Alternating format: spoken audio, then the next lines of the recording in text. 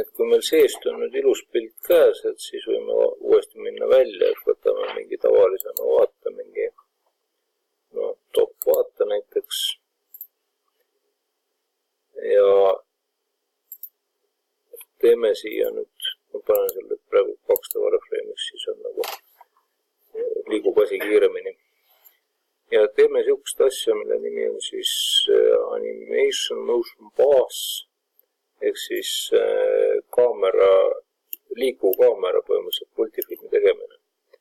Selle jaoks on meil vaja siis vähemalt mingisugust ringi, aga me võime siia edevuse pärast joonistada ka hoopis ellipsukujulise selle kaamera teekonna. Et kaamera väga lähedal majale ei saa olla, muidu tõesti ei näe seda, et ütleme, teeme näiteks sellise. Vaatame, kui kõrgele ta nüüd sattus, 450. Paneme ta ikka mingi 1500 peale. Ja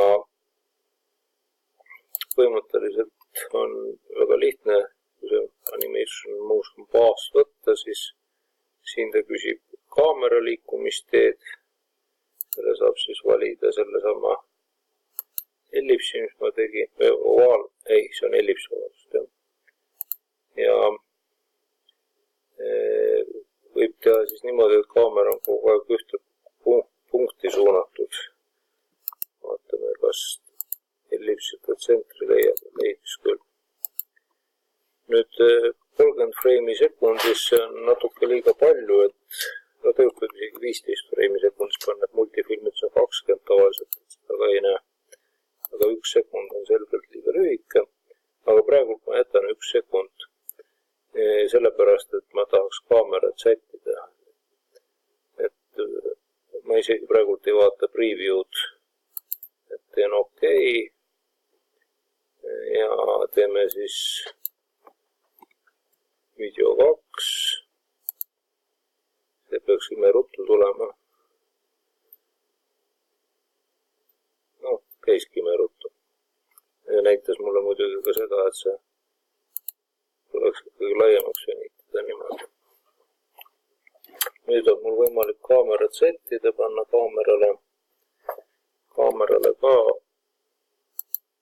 parem fookuskaugus. Nii 50-ga, paneme mingi 35 näiteks. Ja paneme, et ta näiteks ka natuke kõrgemale, et mingi meetri kõrgusele näiteks.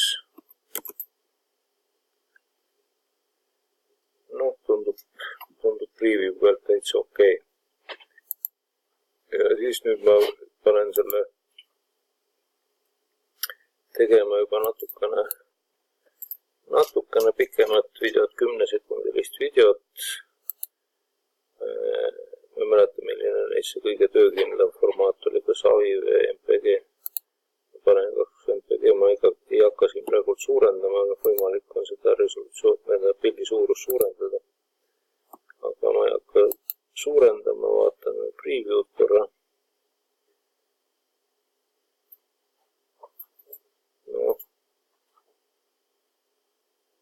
Väga huvitav ei ole, aga näitamiseks piisab. Ja kui nüüd panna OK, vabandust, siit tuleks nüüd veel panna, kui nüüd renderdatud panna, siis ta teeb hästi kaua, aga panen realistiku. Ja panen siis tegema. Save. Ja seda peaks siis 1 minut ja 50 sekundit tegema, panen selle salvestamise kinni, sest siit on juba näha, mismoodi see video välja.